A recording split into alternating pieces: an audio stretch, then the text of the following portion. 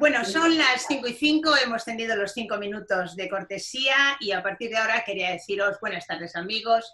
Gracias por estar aquí, o mejor dicho, no aquí, sino allí, en vuestras casas, frente a vuestras pantallas, a través de las cuales, afortunadamente, y gracias a la tecnología existente, nos permite conectarnos a pesar de la distancia. Quiero también dar las gracias a los periodistas y críticos literarios que sé que han confirmado su participación, su asistencia y que nos estarán viendo, confiemos, así como a todos aquellos que ya estáis conectados ahora mismo y que sois bastantes ya. La verdad es que para ser las 5:05 de la tarde ya os habéis conectado muchos, según nos acaba de decir Nico. Como son, pues eso, las 5:05, si os parece, comenzamos porque os invito virtualmente a un cafecito, a un té, incluso si lo preferís, a una copa de sobremesa para que consigamos esa sensación de tertulia que nos gustaría poder lograr en esta tarde. Sé que es difícil porque estamos cada uno en su sitio, pero sería magnífico tener la sensación de las reuniones de aquellos cafés antiguos, como el Centenario Café Gijón, o que fue el lugar de reunión donde los intelectuales, escritores, pintores, artistas de décadas durante el siglo XX, o quizá como el antiguo Café Pombo, que es, como recordaréis por el cuadro de Gutiérrez Solana, se reunía la tertulia de Ramón Gómez de la Serna en un sótano, donde había intelectuales que mantenían reuniones habituales y ¿Me puedes decir por qué no salgo yo aquí? Donde se enriquecían. Como os digo, esta es una tertulia de café virtual. Y como en todas las tertulias, fundamentalmente vamos a hablar de literatura. Y en este caso hablamos del nacimiento del que, en mi opinión, y permitidme que personalice, es sin duda, pero seguirá siéndolo, un gran escritor. Javier Fuentes, o Javi Fuentes, para quienes como yo, tenemos la suerte de conocerle desde que era un joven estudiante de ciencias empresariales y compañero, por cierto, de mi hijo César de carrera. Este no es su primer libro, pero sí es su primera novela. Se titula El misterio del ángel tocado. Yo lo he leído porque se puede comprar en Amazon y lo tienes en casa en un par de días. Por cierto, os digo, en su edición de tapa blanda, que tengo aquí, está muy bien impreso y es muy cómoda de leer. Y ahora, obligatoriamente, tengo que deciros, la parte técnica es que esta tertulia será grabada por motivos de seguridad y para que pueda ser seguida por todos vosotros sin interrupciones. Los participantes, nuestro técnico los va a silenciar. Os va a silenciar tanto de vídeo como de sonido. Os ruego que lo respetéis porque tenemos un administrador muy estricto que, como se salte alguien las normas, le saca del grupo.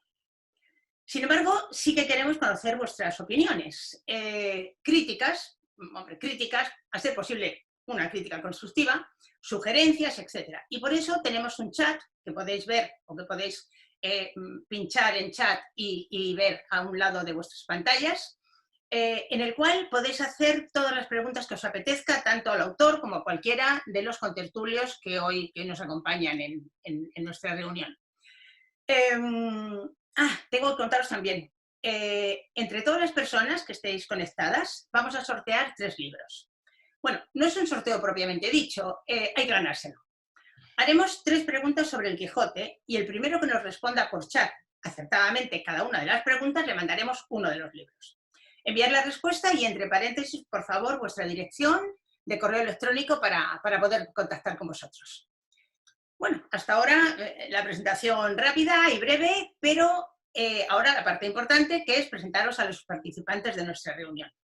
En primer lugar, Javier Fuentes Ramírez, el autor y protagonista del acto de esta tarde, el autor del libro, que tiene un entusiasmo por la literatura de tal calibre que ha conseguido contabilizar su vida profesional con su vida familiar, de padre de 2 hijos, y ha logrado sacar tiempo para trasladar al papel un mundo estremecedoramente creativo. Tenéis que leer el libro porque sin duda va a dejaros impactados. A todos aquellos que lo leáis, os va a dejar impactados.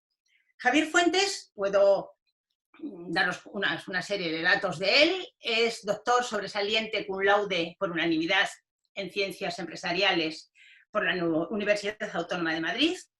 Lleva más de 20 años como empresario, por cierto, con bastante éxito, y es asimismo autor de otros libros.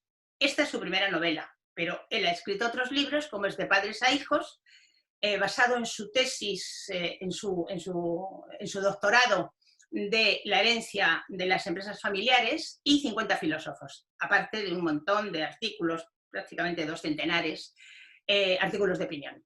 Es un amante del Quijote y le gusta mucho la música. Y muchas más cosas que os iremos contando de Javi a lo largo de la presentación. Los otros invitados son 2 importantes escritores. Ella es, que la estáis viendo supongo en imagen, Cristina Cerrada. Buenas tardes, Cristina. Hola. Y Miguel Ruiz. Buenas tardes, Miguel. Buenas tardes. Ambos están muy relacionados con el autor, por lo que me gustaría, Javier, si no te importa, que seas tú quien les presentes a ellos. Bueno, pues encantado, Sibeli, muchas gracias por tus palabras. Se nota que me quieres y que me aprecias. Pero encantado de presentar a Miguel y a Cristina. Pero antes de decir, para mí esta tarde, la verdad, aunque sea una tarde rara, virtual en este nuevo mundo, pero para mí es un orgullo y un privilegio de verdad contar con Miguel y con Cristina, y también contigo, Sibeli, que como que ser humilde por ser una periodista de televisión española, empresaria de la comunicación y también de reconocido prestigio en la profesión del periodismo, que lo sé, y me consta. Con el permiso de Miguel, quiero empezar por Cris, ¿vale? Porque Cristina Cerrada la conozco, pues no sé, echando cuentas esta mañana, cuando preparaba un poco, pues esto, la videoconferencia y tal, la conozco desde hace unos 15 años, más o menos, y bueno, pues ella tiene mucha culpa de esta novela, porque ella la verdad es que es mi profesora de literatura, ella es una novelista de éxito que ahora quiero presentar, pero es verdad que para mí es muy especial porque muchas de las cosas que sé de literatura pues me las ha transmitido Cristina. Cristina es doctora en estudios literarios y, como bien digo, es una novelista de éxito, tiene el privilegio de vivir de la literatura, cosa que muchos nos gustaría. Ella tiene esa suerte o ese privilegio, ese mérito, y es autora bueno, primero ha recibido no sé cuántos premios, que no voy a decir, si quiere que diga hay alguno, porque ha recibido tantos premios literarios que no los voy a citar. Y de sus libros, pues yo voy a decir los que a mí más me gustaron. A mí me encantó Noctámbulos, que es un libro de relatos que ella tiene, y pues de sus novelas recuerdo la primera que me leí, Calor de hogar, Cenicienta en Pensilvania, La mujer calva, y tuve la suerte de estar hace muy poquitos meses, cuando el mundo era sin coronavirus y nos podíamos reunir juntos y darnos besos y abrazos, en la presentación de su última novela, que es Hindenburg, que es una lectura maravillosa y que recomiendo a todo el mundo. Luego, Cris, si quieres, añade algo más, ¿vale? Que paso a Miguel. A Miguel, bueno, le conozco también desde, bueno, pues también hace mucho tiempo por otros vericuetos distintos, y es que los dos nos dedicábamos, bueno, yo me dedicaba, se dedica todavía en la actualidad, es el apasionante mundo del transporte, de viajeros, que aprovecho por si alguien del sector pues nos está viendo, a enviarle un fuerte abrazo, que además es un sector que está sufriendo mucho ahora en la pandemia. Pero él, bueno, en la parte es doctor en ciencias empresariales como yo, también es ingeniero, y luego es presidente de la ATUC, que es la Asociación de Transporte Urbano de este país, y también es gerente de la Empresa Municipal de Transporte de Málaga, o sea que es una institución en el mundo del transporte, y de ahí tengo el privilegio de conocerle porque he coincidido con él en foros, en congresos, hemos cambiado ponencias, etcétera. Y en el mundo de la literatura, pues igual que Cris, es otro crack. De hecho, bueno, él ahora está de promoción, que lo tenéis detrás, para que hoy sea el día del Misterio de Ángel Tocado, de La sangre de Colón de Miguel y de Hindenburg de Cristina, ¿vale? Pero además nos cuesta el número 1 ahora mismo en ventas, o sea que voy a hablar de él. Yo me leí, recuerdo, El Papa Mago, también tiene otro libro que es La tumba de Colón, y sé que es un experto mundial sobre la figura de Colón, o sea que ahora está de promoción con La sangre de Colón, y bueno, pues también un crack, y para mí un privilegio estar aquí, que me están acompañando los dos. Y luego, si quiere, que él también añada algo más, pues a mí se me olvidó. Bien, si os parece, Cristina, Miguel, ¿queréis ampliar un poco vuestra presentación? Yo creo que Javier, por mi parte, lo ha dicho muy bien. Yo no ha dicho todo de mí lo que se tenía que decir. Sí. ¿Y tú, Cris? Yo creo que Javier ha dicho de más, o sea, no tengo nada que añadir para no parecer tonta. Perfecto, pues entonces continuamos, si os parece a todos. Y vamos de entrada a regalar tu primer libro, Javier. La pregunta, como os he dicho antes, si tenéis la contestación, nos la mandáis por chat y el primero que conteste acertadamente tendrá un libro. Le enviaremos un libro. ¿Qué personaje vence a Don Quijote en las playas de Barcelona, obligándole a regresar a casa definitivamente y cesar en sus andanzas caballerescas? Si lo sabéis, nos lo mandáis por chat y bueno, y a correr, porque el primero es el que gana. Y ahora vamos a hablar de lo que más nos importa, de lo que nos ha reunido aquí esta tarde, de la novela El misterio de Ángel Tocado. Y si me lo permitís, voy a leeros, en este caso voy a leeros, una parte de la sinopsis que aparece en la contraportada del libro. Ángel Tocado es un adolescente cuyas tendencias psicóticas comienzan a manifestarse cuando, durante unas vacaciones, es contratado por el ayuntamiento del pueblo donde veranea para llevar a cabo la construcción de una cabaña. Este es el libro y ahí en la contraportada pone lo que os estoy leyendo. El descubrimiento de que su padre pudo haber sido asesinado años antes le hace entrar en una espiral de delirios y alucinaciones que irán progresivamente llevándole al lugar desde el que narra la historia. Al mismo tiempo, y en su narrativa, en su cuento, se siente atraído por una mujer a la que decidirá contar su secreto de una forma inusual. ¿Por qué resalto que él cuenta a esta mujer, que se llama Reyes, su secreto de una manera inusual? Porque eso es también lo que Javier Fuentes hace con el lector. O al menos es lo que yo sentí conmigo mientras yo leía el libro. Te reta a que adivines el misterio. Es un desafío que Javier ha denominado literatura inteligente. Como os dije antes, he leído el libro, lo compré por Amazon y me ha durado más de un par de sentadas, quizá 2 y pico, a pesar de que tiene 486 páginas. Me enganchó. Tengo que confesaros que también me sorprendió, porque yo conozco a Javier desde hace mucho tiempo y sabiendo que es fundamentalmente un chico, un hombre, para mí es un chico bueno, noble, muy buena persona, jamás pensé que pudiera escribir algo tan estremecedor. El libro te mantiene en tensión a partir prácticamente de la página 20 o así, porque en las primeras 20 páginas Javier utiliza una narrativa detallada, costumbrista, muy bien escrita, por cierto. Cristina, en la parte que tú hayas tenido que ver, te lo agradezco porque Javier escribe muy bien, está muy bien escrito el libro, pero es un texto sereno, pero de pronto te sumerge en un realismo maquiavélico. Y según van pasando las páginas, tú te vas pegando a las líneas y no te puedes pegar. Es un libro distinto, os lo aseguro. Por mi profesión, yo soy periodista, como Javier os ha dicho, toda mi vida ha dado vueltas alrededor de la escritura y en contadas ocasiones, no digo que nunca, pero en contadas ocasiones, un libro me ha dejado sensaciones tan inquietantes y tan rotundas como he tenido tras la lectura del misterio de Ángel Tocado. Pero bueno, esta es mi opinión, que aquí soy la menos importante. Tampoco tan solo os voy dando paso. Lo más importante es conocer la opinión del propio autor y también la de los otros 2 escritores que nos acompañan esta tarde. Comienzo por ti, Javier. Si tuvieras que hacer una crítica objetiva, lo cual ya sé que es difícil, pero inténtalo, una crítica objetiva de tu libro, ¿cuál sería? Bueno, pues en primer lugar, gracias por la descripción fantástica que has hecho de la novela. Y si te parece lo que voy a hacer, porque ser crítico con uno mismo a veces no siempre es fácil, ¿no? No es fácil, entonces, yo es verdad que intenté seguir los pasos de los consejos de Chris y de los escritores con los que he hablado, y después de terminar la novela y de releerla muchas veces, pasé por 3 pasos, ¿no? 2 que son obligatorios, pues que es la revisión ortotipográfica del libro y también una corrección de estilo, que tuve la suerte además que me la hiciera Cristina. Pero pasé por una tercera fase, no todo el mundo lo hace, pero yo en este caso sí que lo quise hacer, que es el de pasárselo a 5 lectores 0, ¿vale? Entonces, te voy a decir un poco lo que ellos dijeron, porque sí que prefiero que sean ellos los que transmitieron esa opinión, porque la verdad es que sí que las comparto, ¿no?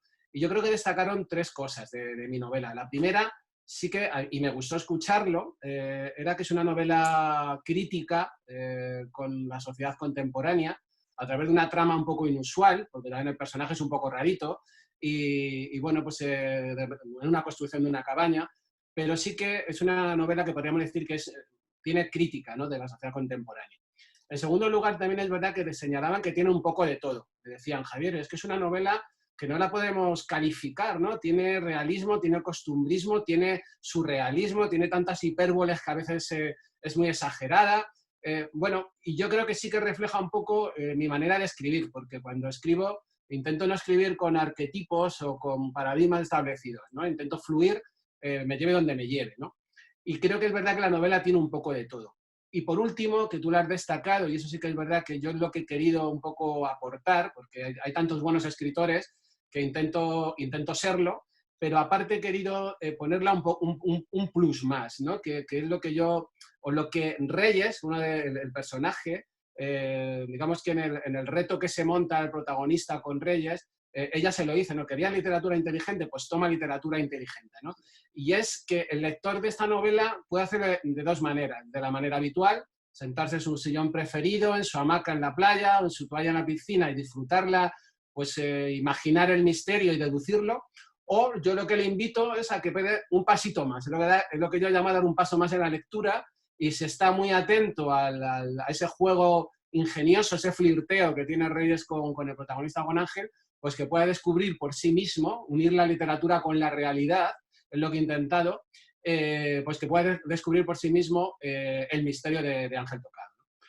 Serían las tres cosas que puedo destacar, pero a mí me gustaría que empezara Cristina y fuera Miguel quien pueda decir más de la novela. Cristina sobre todo la conoce muy bien, Miguel también, pero Cristina sobre todo, así que quiéreme, Cristina, pero libertad total.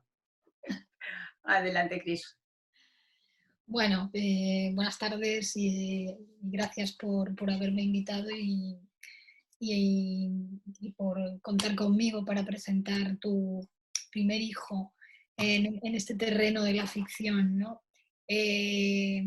Bueno, ya quien más quien menos está acostumbrado a las presentaciones de libros, bueno, pues a escuchar el mismo tipo de discurso siempre elogioso, siempre pues hablando señalando las cosas habituales, ¿no? Los aciertos, la grandeza del autor, etcétera, etcétera.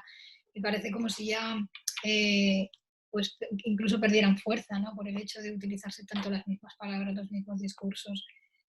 A mí me gustaría hacer una presentación breve, pero que fuera muy precisa en ese sentido y muy... Quisiera que la tomarais casi al pie de la letra, porque es muy honesta. Es cierto que yo conozco muy bien la novela porque ayudé a Javier a, digamos, configurarla un poco, ¿no? O sea, la novela él ya la tenía escrita prácticamente, pero bueno, pues le dimos un poco de aire a aquellas cosas que lo reclamaban, le dimos a lo mejor más importancia a aquellas cosas que la reclamaban también, y a lo mejor pues bueno, que limamos pequeños defectos que pudiera tener y creo que quedó una gran novela, sinceramente lo digo no solo de corazón, sino que con toda mi pequeña, gran y enormemente pequeña sabiduría al respecto, creo que es una estupenda novela, que merece la pena leer. ¿Y por qué? Bueno, esa es la pregunta que yo me hago cuando voy a una presentación, ¿no? ¿Por qué tendría yo que leer otra novela más, ¿no? Bueno, en primer lugar, creo que la novela maneja, yo creo que es lo más, por lo menos a mí, lo que más me llamó la atención la primera vez que me vi leyéndola, ¿no? Maneja una plétora ahí de personajes que son muy buenos. Son personajes muy, muy buenos. A mí me sorprendió que alguien que no había escrito nunca novela tuviera una destreza y un olfato así para ver las características de los tipos humanos que estaba retratando. Porque, bueno, yo jamás me pregunto si detrás de la ficción hay algún referente real. Jamás me pregunto si el autor se ha basado en hechos reales o en personajes reales, porque me parece que no tiene nada que ver. O sea, uno puede estar ingenuamente inspirándose en su tía Marisol y en la novela estás construyendo un buen personaje o un mal personaje independientemente de que la tía Marisol sea como sea. Y eso lo sabemos bien los que nos dedicamos a esto, ¿no? Entonces, la novela maneja muchos personajes, porque aparecen muchos personajes en la novela, lo cual os digo, es muy difícil en una novela manejar tantos personajes, es muy difícil, empezando por la misma construcción de los personajes. Es bastante difícil no construir personajes repetidos, por ejemplo, personajes arquetípicos que no tengan ningún rasgo propio que los haga ser verosímiles, que los haga ser o parecer reales, ¿no? Y luego también es muy difícil mover tantos personajes por escenas, moverlos a través de los escenarios, hacer que los personajes no se olviden, que el lector no se olvide de ellos, hacer que los personajes tengan alguna función que cumplir en la novela y que no sean simplemente floreros puestos ahí, ¿no? Cuantos más personajes hay, pues es como añadir un plato más a la acrobacia esta de los platillos, ¿no? Con los palitos. Es muy, muy difícil manejar muchos personajes en una novela y, aunque este es un detalle técnico que a lo mejor pues no entendéis, o seguramente sí lo vais a entender, pero que no es muy habitual hablar de ello, ¿no? En la novela Javier maneja un único punto de vista, que es el punto de vista del protagonista. Hay novelas que transcurren en varios escenarios y para construirse la trama, el autor utiliza varios narradores. Un personaje que es el que protagoniza las acciones que tienen lugar en Moscú, un personaje que es el que protagoniza las acciones que tienen lugar en la Casa Blanca y otro personaje que es el que protagoniza las acciones que tienen lugar en el sur de África, ¿no? Javier maneja un único personaje, lo cual es un reto narrativo impresionante cuando se está contando una historia en la que intervienen tantos personajes, sin agotar al lector, sin cansarlo, sin que esa voz acabe sonándole sospechosa o, ¿cómo os diría yo?, sesgada, interesada, ¿no? Ah, claro, esto es porque lo dice el narrador, esto es como aceptar pulpo como animal de compañía. Pues bien, él lo hace y lo hace muy bien, muy bien. Su narrador, que es el mismo de principio a fin de la novela, está construyendo personajes a los cuales en la mayoría de los casos no entiende. Es el lector el que sabe más de esos personajes, mucho más que él. El lector sabe mucho más que él de todas las cosas de la novela. Eso que en teoría literaria se conoce a veces como un narrador deficiente, porque él sabe muy poco de lo que está contando frente al lector que sabe mucho más, es probablemente el narrador más difícil de construir. Y él lo ha hecho como primera opción en su primera novela, en su primer texto de ficción, lo cual es para mí pues no un mérito, porque es como si fuera un santo, no, es una destreza técnica que solo se puede lograr con un talento considerable para escribir. Luego, además, la novela, y también tengo que decir que Javier como autor, la novela tiene un componente que es tremendamente importante y es una vitalidad. Podríamos llamarla vitalidad, podríamos llamarla entusiasmo, que ya sabéis que es una palabra que viene del griego y que utilizaba Platón para definir el estado en el que el escritor está cuando escribe, que es el estado este de entusiasmos, que está poseído por un Dios, que es el que escribe, es el que le dicta todas esas cosas. Bueno, pues es cierto que de vez en cuando uno siente eso cuando escribe, y es cierto que muchas veces el lector también puede percibirlo, que lo que está leyendo es algo cuya, ¿cómo podríamos decir?, veracidad, cuya verosimilitud no se pone en duda en ningún momento a lo largo de la novela. Y eso es muy difícil de lograr también. Esa rotundidad y esa verosimilitud, o podríamos decir realismo, pero es una palabra que no me gusta emplear porque hay textos no realistas que transmiten la misma rotundidad, la misma veracidad, la misma verosimilitud. Esa fuerza digamos, esa autoría la tiene también la novela de Javier. Y os digo nuevamente, no es una cosa meritoria como que viene, no sé, de una especie de santidad, no. es talento y es algo que se hace a fuerza de, pues, ser muy crítico, ser muy trabajador y ser muy constante en el trabajo de la escritura, lo cual es, Javier, hasta un grado sumo. He conocido poca gente que trabaje tanto lo que hace, con tantísimo entusiasmo, con tantísima, ¿cómo os diría?, franqueza, o sea, él no se engaña jamás. Lo que quiere lo quiere conseguir, lo quiere conseguir por el método mejor. Y en esta novela lo ha conseguido. Es una novela muy, muy bien escrita, una novela muy, muy entretenida, una novela que encierra, como él mismo ha dicho, una gran parte de crítica hacia la realidad que nos rodea en este momento y que por lo tanto también encierra una parte grande de crítica hacia, digamos, ese sustrato humano que hay en todos los libros a lo largo del tiempo y que trasciende el momento en el que son escritos. En el libro se habla de la envidia, se habla de la maldad, se habla de la lujuria, se habla del amor, se habla de la locura, y quizá este es otro de los grandes atractivos de la novela, ¿no? Hay una falta deliberada de enjuiciamiento de los personajes y sobre todo del personaje protagonista, de manera que flota una ambigüedad moral a lo largo de todas sus páginas que deja completamente en manos del lector decidir cuál es la etiqueta moral que ponerle a cada uno de los personajes, al protagonista y a la novela entera. Y eso, otra vez lo digo, es propio de un autor con experiencia y con talento. Es su primera novela y yo tengo que decir, insisto mucho, me parece que de una manera con un alto grado de ingenuidad, que creo que es una de las mayores virtudes que puede tener un escritor, ¿no?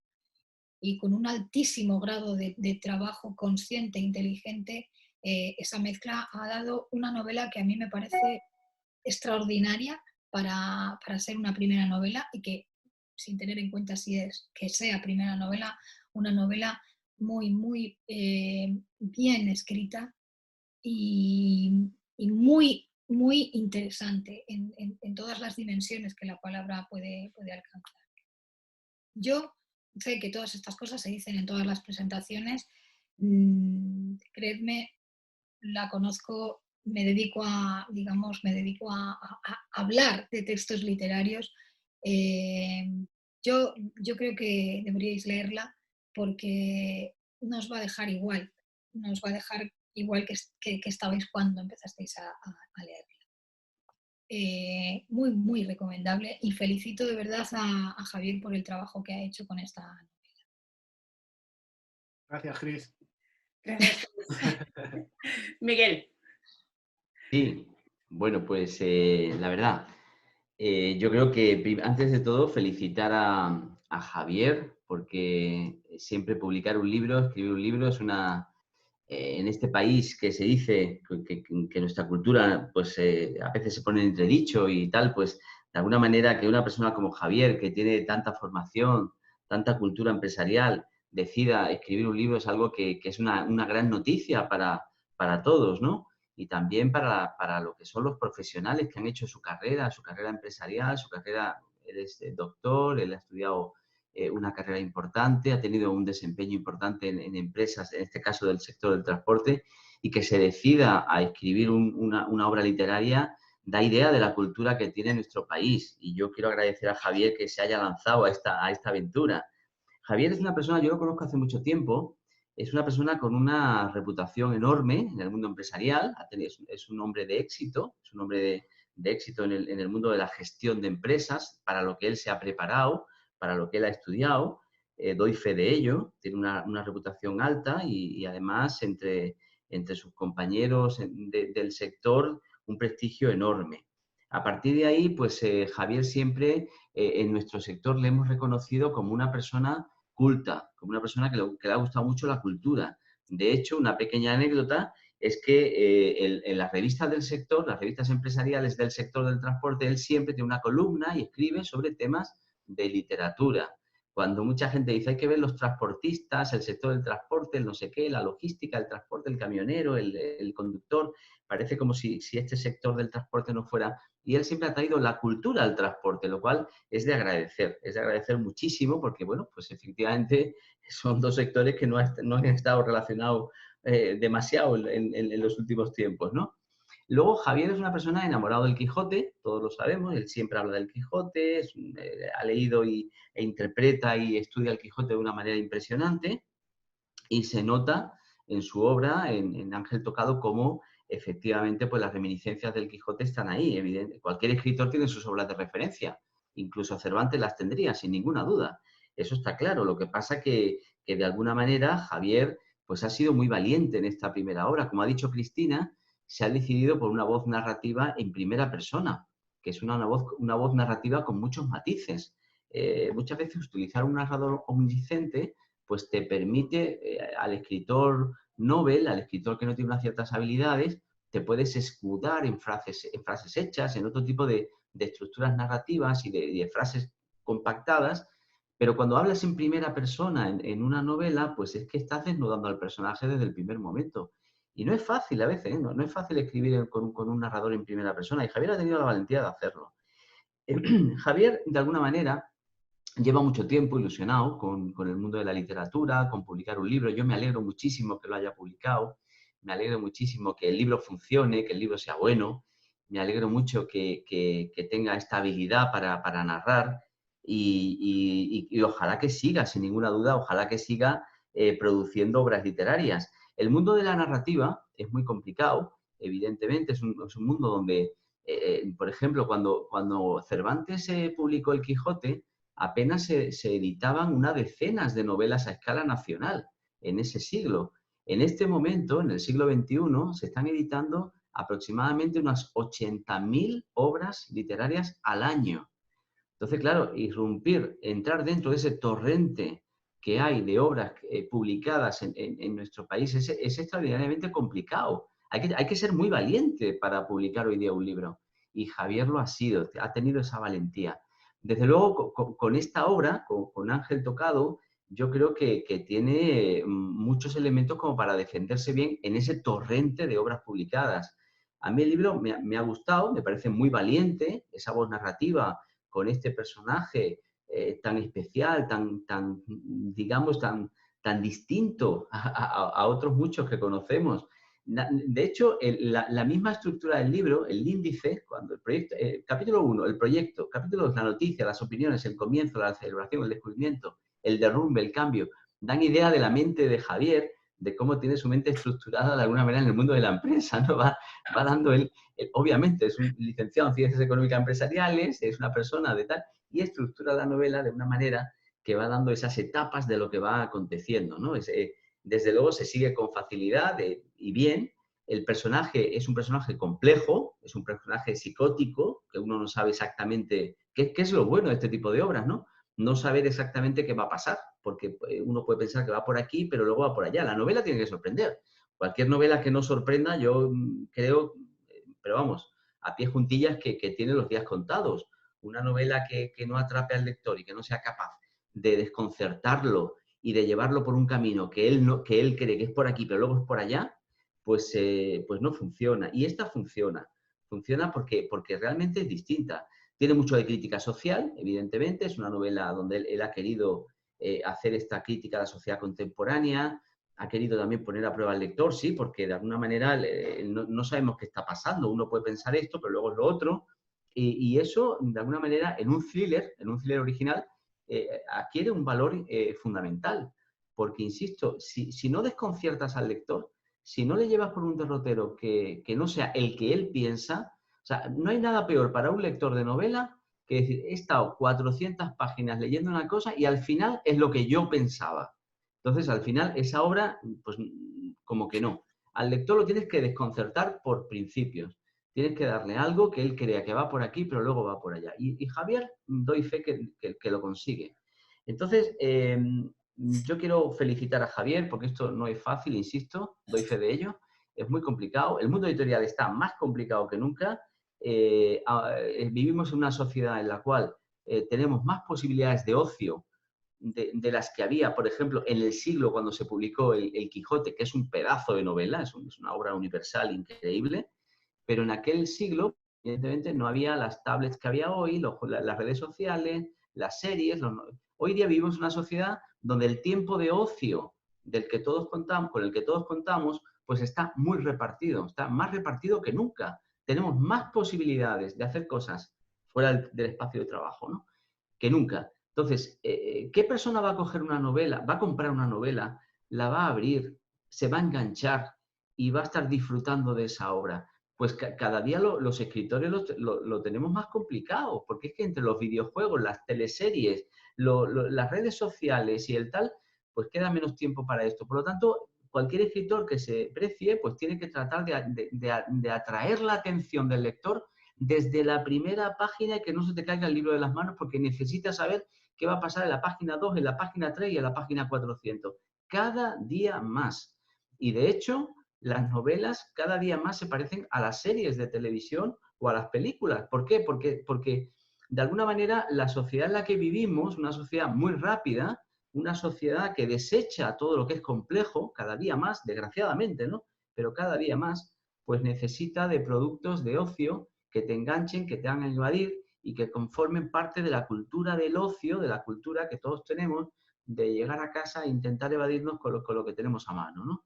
Y yo creo que esto Javier de verdad que lo ha conseguido bien. Es una novela que entusiasma, que mima al lector, que lo confunde, que engaña y la atrapa hasta el final. No se le puede pedir más. Yo lo que puedo decir, Javier, es te animo a que sigas escribiendo, a que hagas una segunda novela, no dejes de hacerlo, por favor, y ojalá que de alguna manera el misterio de Ángel Tocado funcione bien dentro de este mundo, de este torrente que yo le he llamado de publicación de novelas, y podamos decir pronto que sea una de las novelas más vendidas. Yo te deseo lo mejor y te animo a seguir escribiendo. Enhorabuena. Muchas gracias, Miguel. Bueno, la verdad es que hemos tenido dos análisis de tu obra, Javier, absolutamente claros, importantes y muy positivos. Quiero deciros que estoy contenta porque desde que hicimos la primera pregunta, por la que vamos a regalar un ejemplar del Misterio de Ángel Tocado, enseguida nos han empezado a contestar acertadamente muchas personas y el primero se llevará. Entonces vamos a dar la otra opción con la segunda pregunta. La segunda pregunta es: ¿cómo se llamaba la poción mágica con la que se curaban todas las heridas según Don Quijote? Ahí la tenéis. Y ahora seguimos con el libro. Hemos hablado del libro. Javier ha hablado un poco y tanto Cristina como Miguel han hablado mucho y muy bien de él. Pero han hablado del libro. Ahora, si os parece, nos metemos en el estilo del escritor, en el estilo literario de Javier Fuentes. En mi opinión, en mi humilde opinión, escribiendo él utiliza una narrativa ácida y cruda, y critica los grandes defectos de la sociedad contemporánea, pero con mucha dureza. Tanto es así que yo creo que es una manera de escribir que puede marcar, no quiero ser exagerada, aunque me voy a permitir serlo, un antes y un después. Pero vuelvo a decir que nadie mejor que él mismo y luego nuestros escritores invitados a la tertulia para hablar de ello. Javier, mi pregunta, yo soy periodista y lo que hago es preguntar. ¿Cómo definirías tu manera de escribir? ¿Crees que has conseguido, o por lo menos lo has intentado, tener un estilo propio o de alguna manera te has sentido influenciado o influido por algunos otros autores? Bueno, hombre, yo creo, me parece que ha sido Miguel quien lo ha dicho, ¿no? Todo el mundo al final tiene sus influencias, ¿no? Y de una u otra manera, pues probablemente las ponemos en la novela cuando escribimos, ¿no? Pero quizás te voy a responder igual que hice antes, con lo que destacaron un poco los lectores cero y también un poco lo que a mí me ha ido diciendo pues gente que ya la ha empezado a leer o que ya se la ha leído.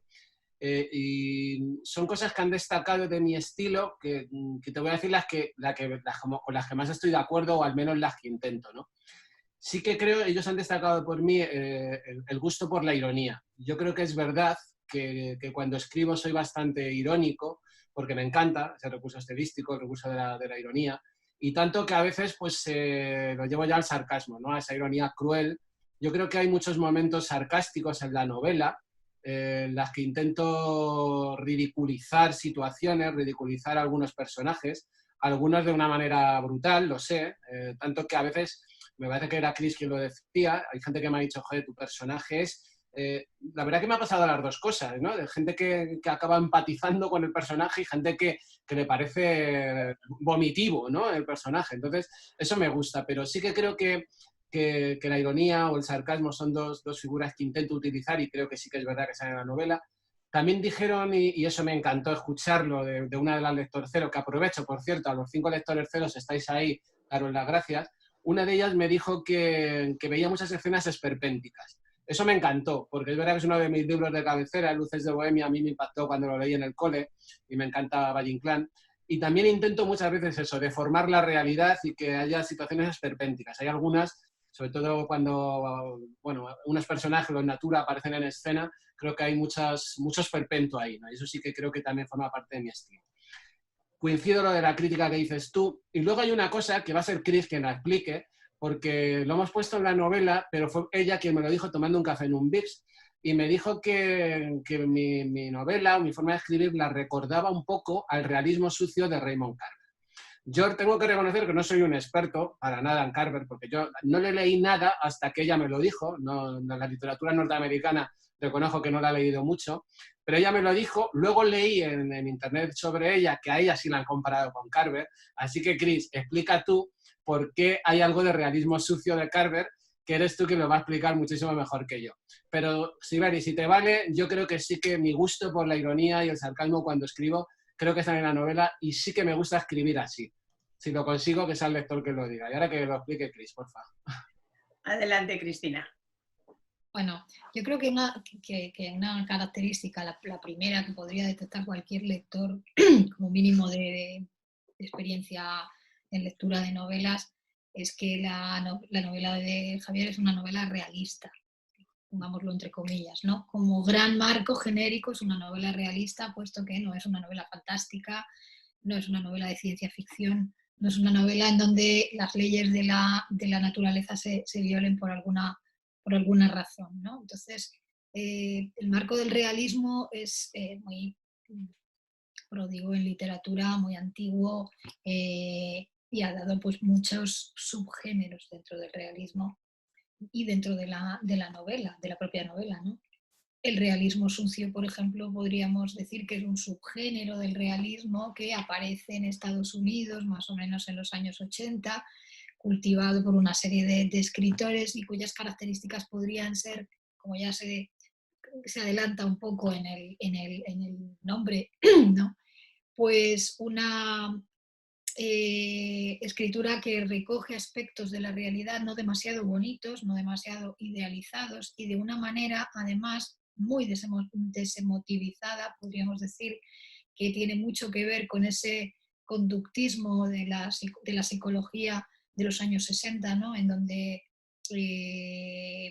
los textos describen de una manera casi etológica, ¿no? Los acontecimientos o los sucesos sin que intervenga para nada el juicio del autor o del investigador, en el caso de la literatura, sin que intervenga para nada ninguna clase de juicio por parte del autor. Y esos aspectos que se recogen de la realidad menos idílicos, menos bonitos, son en realidad metáforas de situación. ¿Qué son las metáforas de situación? Pues son simples escenas que en conjunto son una metáfora de aquello de lo que el escritor realmente está hablando, ¿no?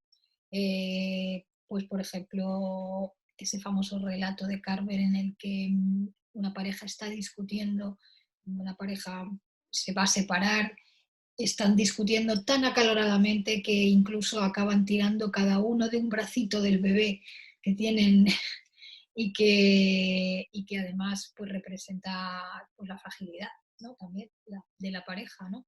Y que miran por la ventana y ven el camino de entrada a la casa pues cubierto de una nieve sucia que está empezando a deshacerse, que está llena de suciedad, de barro, ¿no? Toda esa escena, la escena en sí, los gritos, la nieve sucia, el bebé que de pronto se convierte ahí en una especie de trofeo o de ¿cómo llamarlo? ¿No? De botín de guerra, ¿no? Del que tira cada uno con todas sus fuerzas, ¿no? Todo eso está hablando de algo más, que en el cuento de Carver pues no queda silenciado, pero que es totalmente resaltado por esa pequeña anécdota que se cuenta, ¿no? En realidad casi toda la literatura narrativa es siempre una metáfora de situación en sí misma. Cuando nosotros leemos El Quijote, estamos leyendo una metáfora de situación de lo que realmente Cervantes quiere hablar. Y esta, digamos que esta es precisamente la clave de la grandeza de los textos, ¿no? De todos los textos grandes.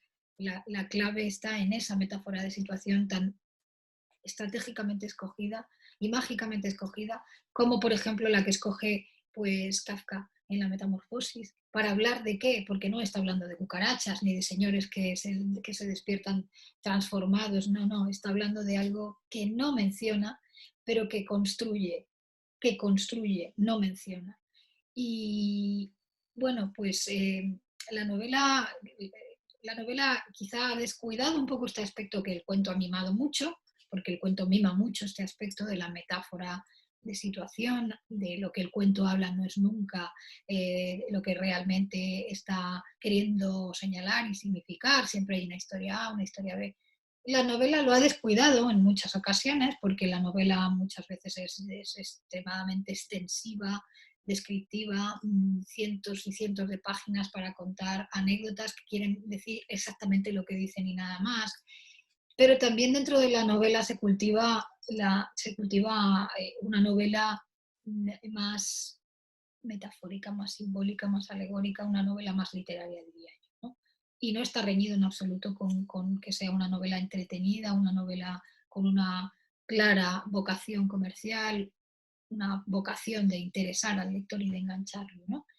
Y yo creo que el estilo de Javier, sin saberlo, a lo mejor, por eso decía antes que una de las cualidades que a mí me gusta de Javier y espero que conserve, aunque escriba durante 100 años, es esa pequeña dosis de ingenuidad que creo que todos los escritores buenos tienen, me gustaría decir tenemos, ¿no? Porque él hace estas cosas probablemente sin darse cuenta de que las hace, ¿no?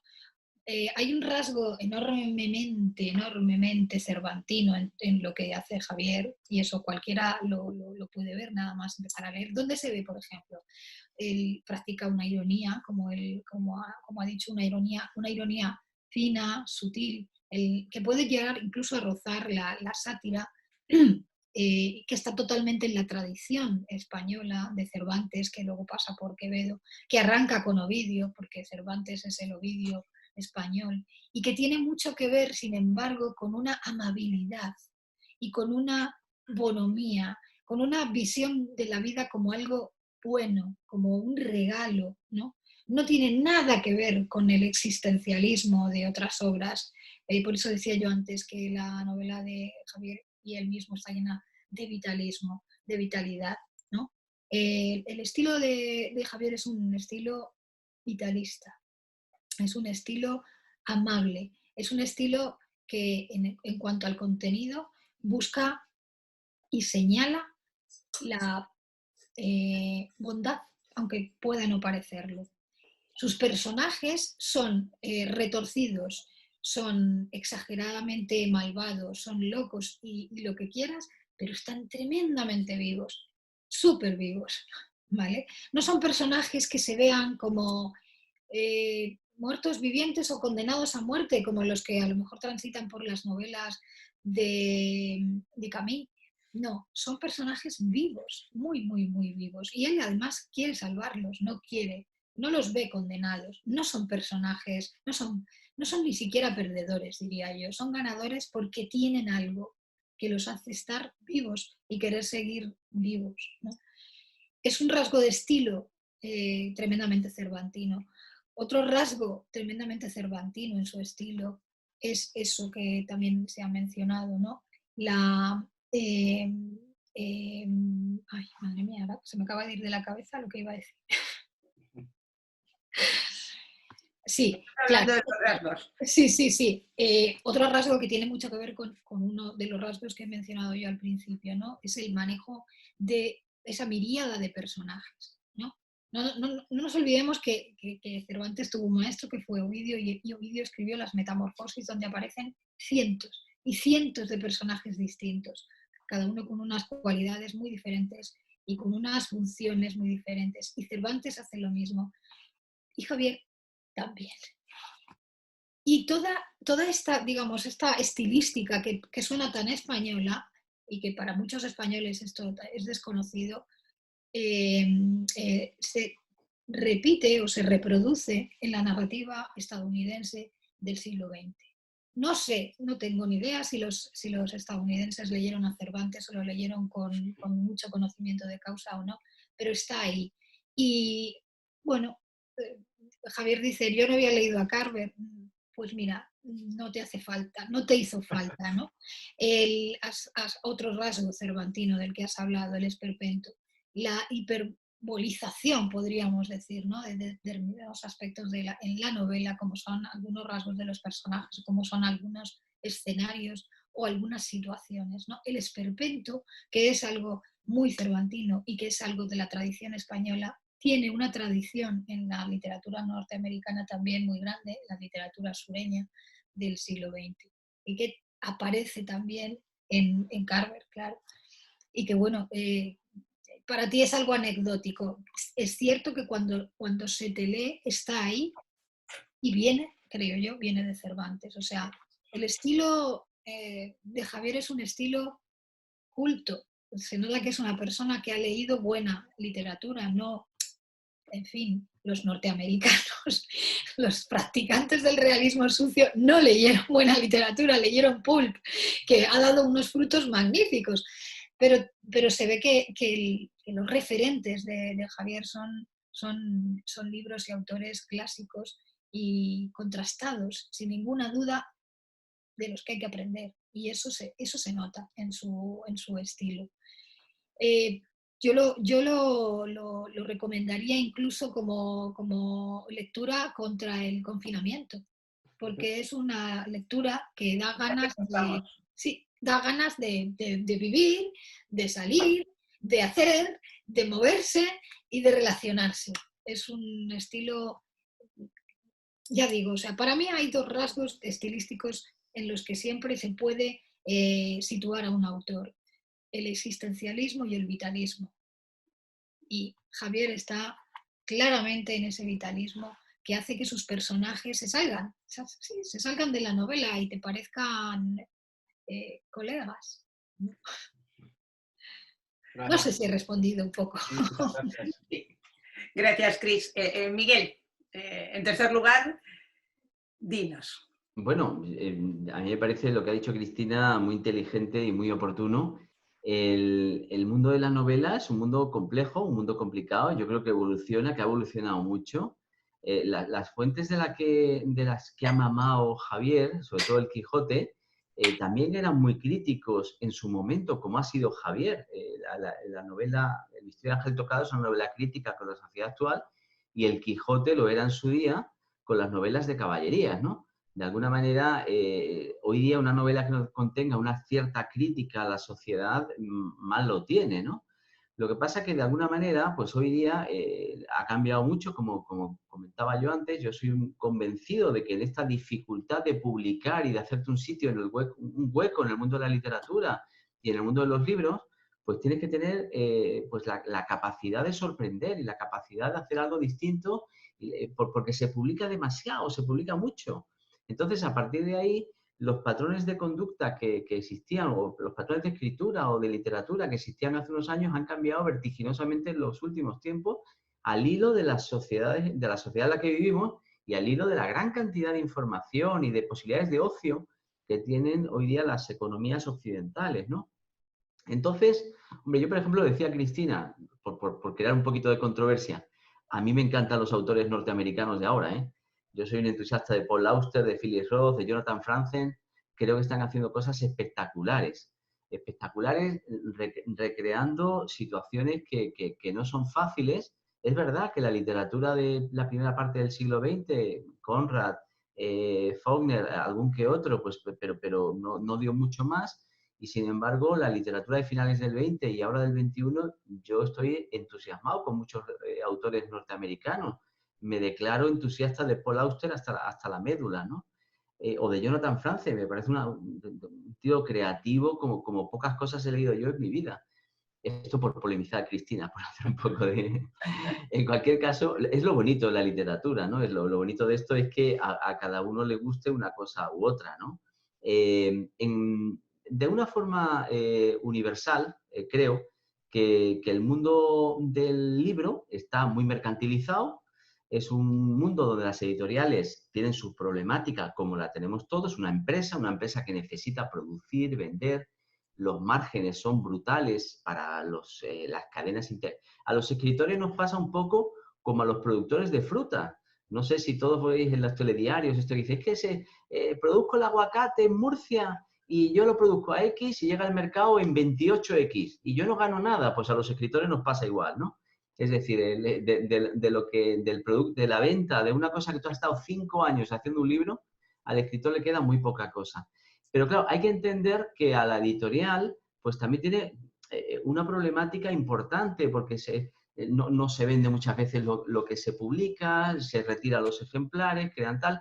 Eso crea una dinámica donde acertar a la primera y que tu obra funcione y que tu obra se lea y que tu obra se reconozca y se hable de ella es extraordinariamente difícil. Pensemos solamente en una cosa. Yo entiendo lo que ha dicho Cristina, entiendo la profundidad de campo de una obra bien elaborada y de lo que es una novela estructurada en el campo de la narrativa en sí misma, pero ¿quién está vendiendo hoy día? Hoy día en España están vendiendo periodistas, Mónica Carrillo, Máximo Huerta, los que están en los telediarios, los que están en los programas.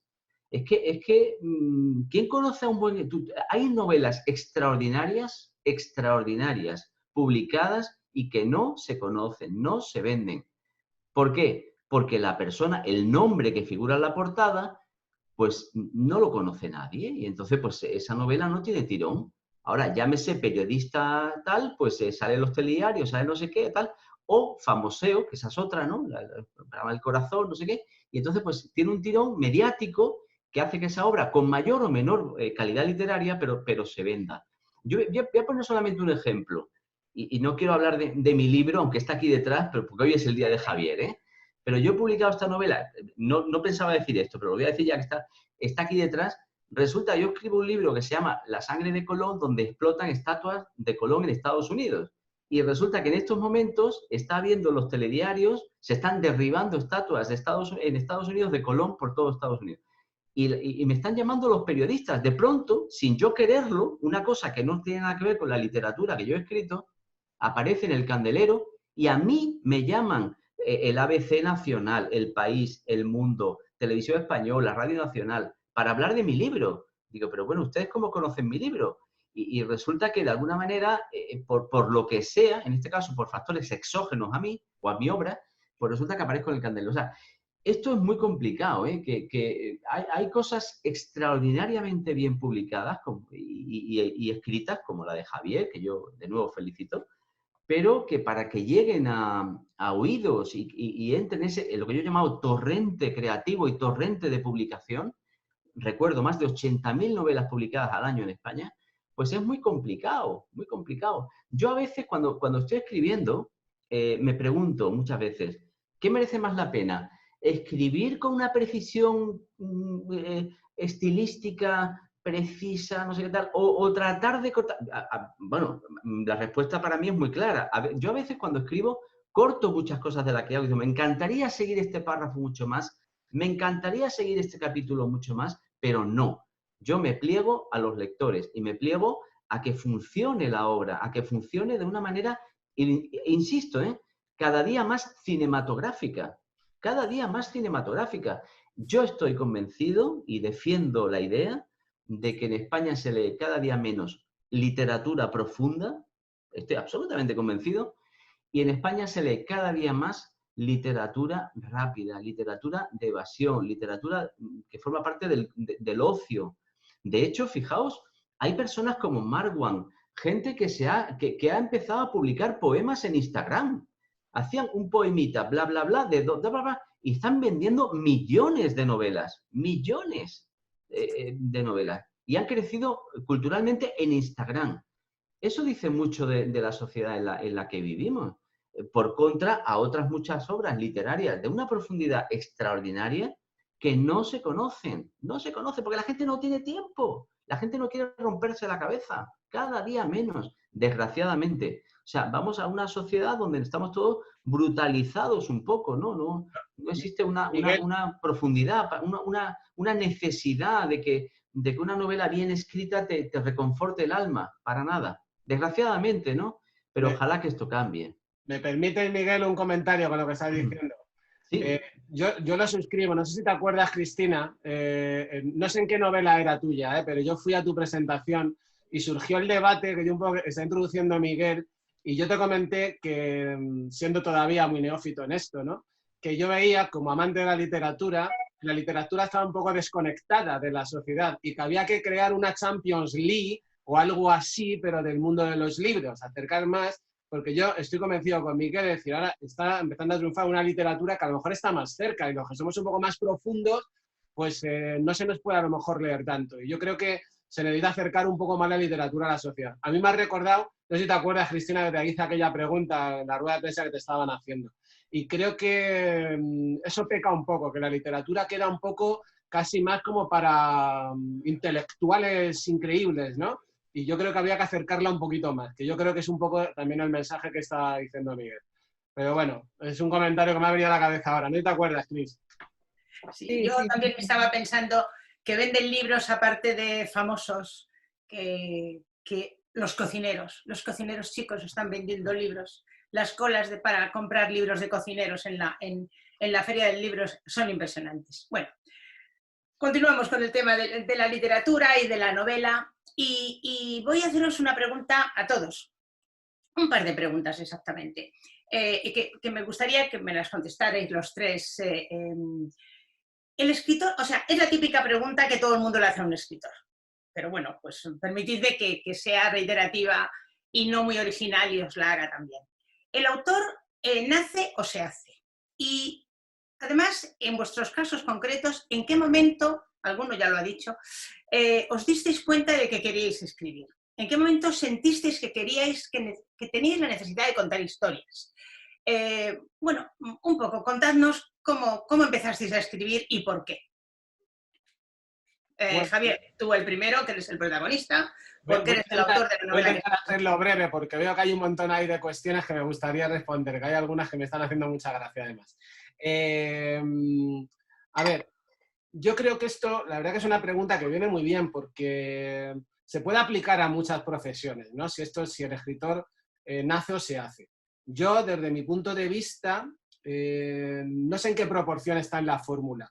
Sí que creo que el escritor tiene que tener unas habilidades o cualidades que en cierta manera son un poco innatas. Yo creo que es muy difícil escribir 500 páginas si Dios no te ha dado creatividad. Yo, que uno de los trabajos en los que estoy, que en la empresa en la que trabajo, nos dedicamos al mundo de la consultoría y nos dedicamos a ayudar a profesionales a darles algunas habilidades, trabajamos en darle la habilidad de la creatividad o de la innovación, ¿no? Pero no es una habilidad muy fácil de transformar. Entonces, yo creo que en eso sí que, en ese aspecto diría que el escritor nace, porque si Dios no es mejor ni peor, ojo, yo siempre digo, yo por ejemplo en la faceta de las manualidades soy nefasto.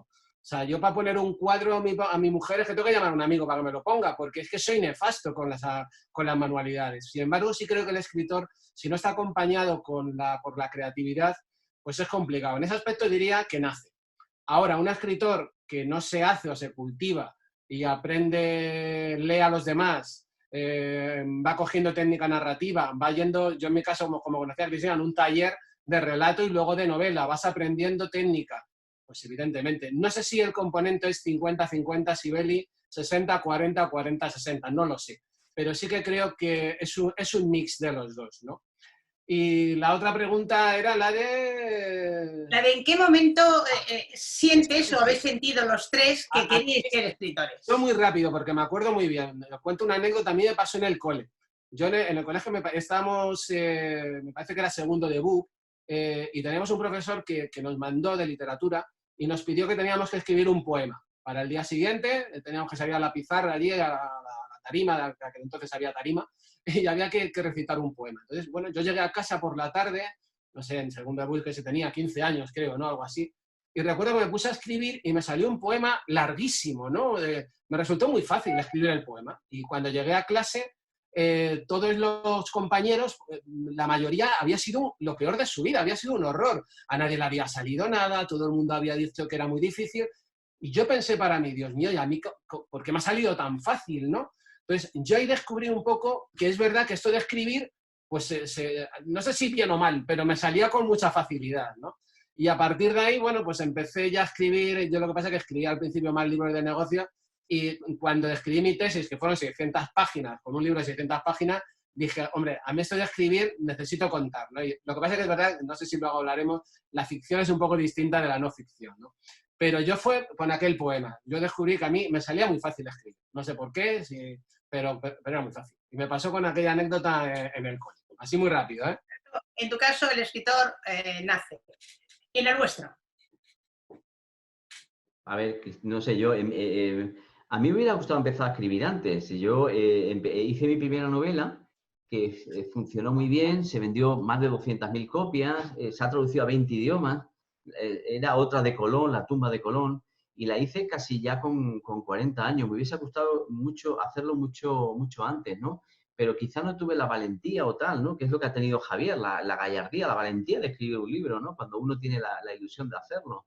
¿El escritor se hace o nace? Es muy complicado, ¿no? Yo sí sé que hay muchísima gente que está en talleres de escritura, que está ahí tratando de una y otra vez, va a una clase, va a un curso, hace un no sé qué, hace tal, y al final las cosas no le salen.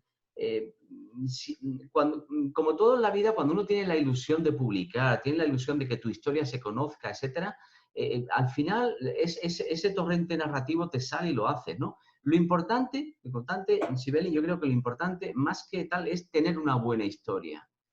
De nada vale ser un gran escritor. Hay grandes escritores que escriben muy bien, que tienen una prosa fluida, magnífica, que son cultos como nadie, que son personas que... Y resulta que no han contado una buena historia en la vida. Entonces, para mí, sinceramente, lo importante para escribir una novela es tener una buena historia. Algo que sea original, que nadie haya contado, que nadie haya narrado, que sea distinta, que sea fresca, que cambie el mundo, que cree, eso es lo importante. Y a veces esa buena historia, hay gente que escribe bien y no sabe transmitir esa historia que tiene en la cabeza, y otros que sí lo tienen. Cuando tienes las dos cosas, que tienes la prosa fluida, sabes escribir y tienes las habilidades narrativas, y encima tienes la idea, pues resulta que te sale un pedazo de novelón.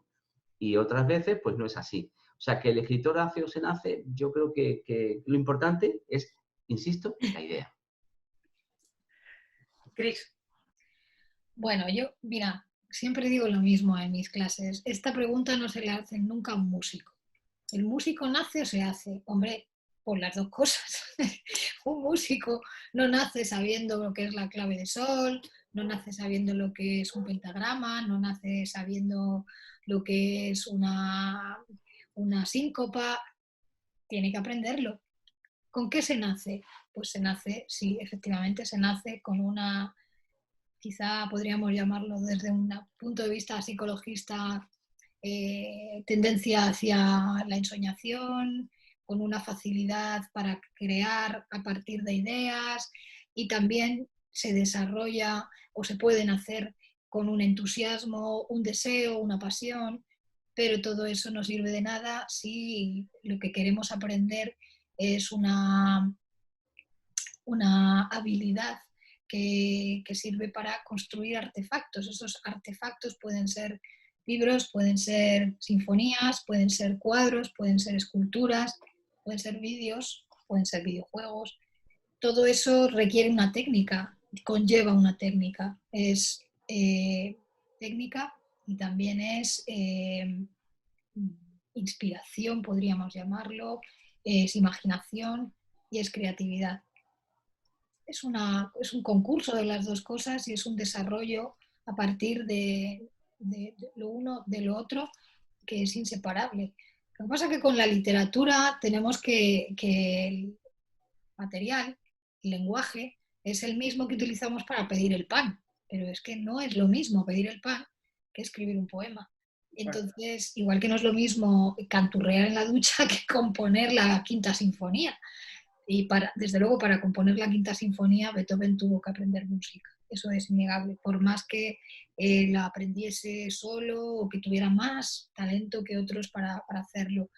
De otra manera, creo que lo más que habría llegado a hacer Beethoven habría sido silbarla en la ducha. Lo lamento, pero es así. Gracias, Cris. Bueno, hemos hablado, llevamos 1 hora y cuarto, aquí como que no quiere la cosa. Hemos hablado del autor, del libro, del estilo, de otro montón de cosas. Y aunque nos quedan todavía cosas, bueno, a mí me gustaría, tenemos muchos participantes que nos están siguiendo y me gustaría preguntarles, aunque no me puedan contestar, ¿cómo vais? ¿Cuántas copas os habéis tomado? ¿Cuántos cafés os habéis tomado? ¿O cuántos tés? Bien. Voy a decir una obviedad y es que el mundo ha cambiado, eso está claro, pero que el mundo editorial también ha cambiado. Y ha cambiado, por lo tanto, la manera de publicar los libros. Muchos hemos pasado o han pasado de dedicar horas a estar en la librería, en tu librería favorita o en la librería más cercana a tu casa o en la propia feria del libro, a encargar los libros por internet, por Amazon. Ha cambiado muchísimo. Yo reconozco que a mí esto me da pena, pero es un hecho. Ahí quería, y como ya vamos un poco justos de tiempo y tenemos un montón de preguntas en los chats, me gustaría, Javier, que nos dijeras, y por favor no seas muy largo, no te extiendas demasiado, ¿cómo has escrito, cómo has editado tú este libro? Es decir, porque has creado una empresa para ello, es decir, te has salido de los caminos trillados de los 2 primeros anteriores que te los editó una editorial importante y en este has hecho algo distinto. ¿Nos lo cuentas, por favor? Sí, pues por intentar ser breve, Sibeli. La verdad que te agradezco la pregunta. Porque, estamos muy justos. Bueno, para no enrollarnos mucho y dar cabida a las preguntas, me hubiera gustado también contar con la opinión de Miguel y de Cris, porque ellos pues tienen el privilegio de tener grandísimas editoriales detrás. Yo, en mi caso, mi primer libro era un libro muy científico, de contenido empresarial muy importante, como decía antes, era fruto de mi tesis doctoral, ¿no? Y era un libro pues, que era sobre la sucesión en la empresa familiar, analizábamos todos los aspectos de la sucesión. Entonces era un libro que era muy interesante y como estaba avalado por una tesis doctoral, además muy bien calificada, pues no me costó nada. De hecho, se lo di a 2 editoriales y las 2 me dijeron que sí. Y tuve el placer de que para un chaval, pues porque te hablo de hace 15 años, yo era muy joven, y con 30 y pocos años que me editara Grupo Anaya, pues joder, para mí aquello fue un golpe de ego increíble, ¿no? El segundo, yo no tenía tiempo porque en mi vida profesional, yo trabajaba en una multinacional y era una locura porque no tenía tiempo para nada, llegaba a mi casa a las 10 de la noche y no tenía vida, me pasaba la vida en aeropuerto, no sé qué, no me apetecía nada estar llamando puerta a puerta de editoriales, no tenía tiempo para ello, entonces decidí autopublicarme. Lo hice a través de una editorial que era Vive Libro, que es una nueva forma de publicar. Antes decíamos publicar. Bueno, publicar hoy en día, el mérito yo creo es la idea que decía Miguel, es escribir. Publicar hoy en día puede publicar todo el mundo si se paga. Igual que el músico que quiere editarse un disco, te lo pagas, te lo publica. Entonces decidí por esa vía, pero tengo que reconocer que ninguna de las 2, en mi caso,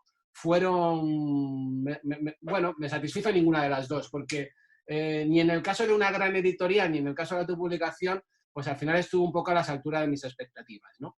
Entonces, no he creado una empresa para ello, he aprovechado la empresa que tengo para crear un sello editorial que es un mix. También es verdad que es como yo también tengo un poco el gen emprendedor con el mundo empresarial, pues decidí no solamente autopublicar, sino que hemos creado una editorial que va a publicar, hemos publicado mi novela, mis otros 2 libros y estamos encantados de publicar otros escritores que tengan algo que decir y que encajen con la línea que queremos, que es el que tenga un poco de diferenciación. Libros que tengan un poco de diferenciación y valor nuevo, pues estamos encantados de publicarlos, ¿no? Y quería añadir lo que has dicho, ¿no? Yo creo que, pese a quien pese, Amazon cambió las reglas del juego, o sea, desde un punto de vista editorial, ¿no? Es decir, al final, hoy en día, pues alguien en México ahora mismo puede estar comprando mi libro desde que se inventó la impresión 1:1, es decir, ya no hay stocks en las librerías, no hay nada, pues puede estar comprando en México simplemente porque Amazon da una orden a una imprenta que tiene un acuerdo con ellos en México y ya está el libro en sus manos, ¿no? Entonces, claro, esto de que no haga falta stocks, pues también ha revolucionado el mundo editorial y pensé pues que era una buena manera de, con mi propio libro, pues crear un sello editorial dentro de mi propia empresa, ¿no? Entonces, no solamente es un reto literario, sino que es un reto empresarial también. Así que, bueno, pues mira, ya matamos 2 pájaros de un tiro y ya está. Probablemente, y a lo mejor sin enrollarnos mucho, pues con Miguel y Cristina nuestra idea del mundo editorial. Yo ya te digo, ni me gustó la de la grande, porque tuve la suerte de ganar ya, ni la autopublicación. Así que he decidido una nueva, que es empresarial. Está muy bien. Cristina y Miguel, si queréis aportar algo.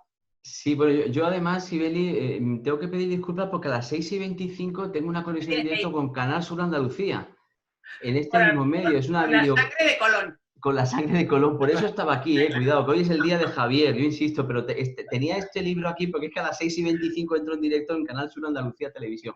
Y entonces, pues venga, que no te queda nada. Yo creo que el tema es muy interesante, el tema de las editoriales. Las editoriales son muy complicadas, son muy complejas, es un mundo que Javier conoce bien porque es un buen empresario. El mundo de la editorial es un mundo extraordinariamente turbulento. Fijaos, yo publicaba hasta ahora en Planeta. Yo mis obras anteriores las he publicado en la editorial Planeta, más efectivamente en el sello Martínez Roca del Grupo Planeta. Y ahora esta que tenéis aquí la he publicado con HarperCollins. ¿Por qué la he publicado con HarperCollins? Bueno, primero porque yo tengo una agencia editorial que es la que se encarga de intermediar con mis obras, la que me lo venden internacional. Cuando yo vendo un libro en China o en Estados Unidos, no lo vendo yo, sino que lo vende la agencia editorial. Y la agencia editorial determina, de alguna manera, que en este momento esta editorial, HarperCollins, pues tiene un potencial que es el que es, y está invirtiendo en España, va a promocionar mi obra, va a invertir en marketing en la obra, y en fin, y yo como escritor no aspiro a conocer cuáles son los entresijos de ese mundo editorial, pero que son muy complicados, ¿eh? Es evidente que en un mundo como este de aquí ahora, que se está pirateando mucho en digital, que se vende cada día menos por esto que yo decía antes, de las redes sociales, de los videojuegos, de las teleseries, tal, pues resulta que es que las editoriales lo están pasando muy mal. Y de alguna manera, pues también ese mundo es turbulento. Ojalá fijaos que hay escritores de gran renombre, de primerísima línea, que unas veces publican en Planeta, la otra lo hacen en Alfaguara, la otra lo hacen en alguno del grupo Z de Penguin Random ahora. Es decir, que de alguna manera, pues esto evidentemente está creando unas dinámicas que no siempre la editorial es la que le da ese cariño eterno, como hacía hace tiempo, ¿no? O sea, Vargas Llosa o Gabo, pues resulta que siempre tenían la misma editorial y nunca cambiaban porque les daban un cariño infinito. Eso parece que ha cambiado. Es mucho más frugal hoy día la relación de un escritor con su editorial, desgraciadamente, y hay que decir que también tiene mucho que ver con la corriente de opinión y de iniciativas que tenga la propia editorial. Muy complicado, francamente complicado. Javier, Miguel, perdón, gracias. Gracias, tú estás casi fuera de hora y nosotros también Muchas estamos. Gracias, Miguel. Sí, me vais a disculpar, Javier, yo me tengo que desenganchar porque son 23 y me van a llamar de Canal Sur en 2 minutos. Y nosotros pretendemos terminar a 1:30 y nos quedan muy poco tiempo también. Pues yo me desconecto. Muchas gracias y disculpas. Disculpas, excepto que quieras intervenir. Doy paso, si os parece, a la tercera pregunta, porque tenemos un tercer libro que queremos regalar. Y que es la pregunta: ¿cómo se conoce caballerescamente el sombrero de Don Quijote? El sombrero de Don Quijote, iba a decir el nombre ya. Bien, entonces, si os parece, estamos en la recta final de la entrevista, queremos terminar, como digo, llevamos 1 hora y 23 minutos, que no es ninguna tontería. Y tenemos una serie de comentarios y algunas preguntas en el chat, que todos podéis estar viendo y que yo creo que sería interesante contestar. Pero quizá mejor, si os parece, mejor que las cuente yo y que las veáis, como tanto nuestros participantes en la tertulia como vosotros las estamos pudiendo ver todos. Es así, ¿no? Sí, las podemos ver. ¿Por qué no, Javier, tú empiezas a contestar algunas de ellas? Agilizaríamos el sistema, que no yo te lo pregunte y tú contestes, lo que prefiráis. Pues bueno, como quieras. Bueno, si me disculpáis, Sibeli, yo me desconecto porque tengo aquí la tele, me están llamando por el móvil. Muchas gracias, Mucha suerte, Nada, digo, Javier, y enhorabuena de nuevo. Gracias. Gracias a todos. Gracias por Adiós. estar aquí. Adiós. Mira, la primera, Carmen Rodríguez, te da la enhorabuena y te dice, en tus personajes hay como una transformación, un antes y un después. Esta metamorfosis kafkiana, ¿has querido decir algo más? Bueno, pues mira, se me ocurre responder con una anécdota que siempre cuento y que me gusta mucho.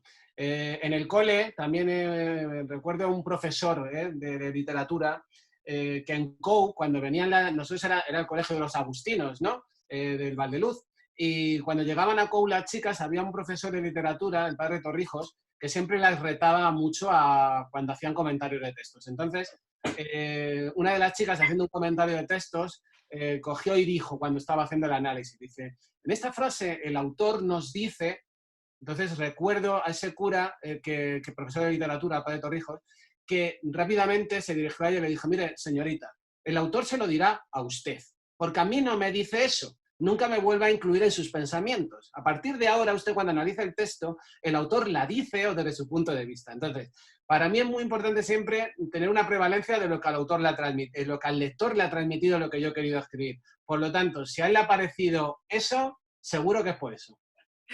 Bien. Juan Carlos Velasco, Cristina, comienza por darte las gracias por estar aquí y felicitarte por tu última obra.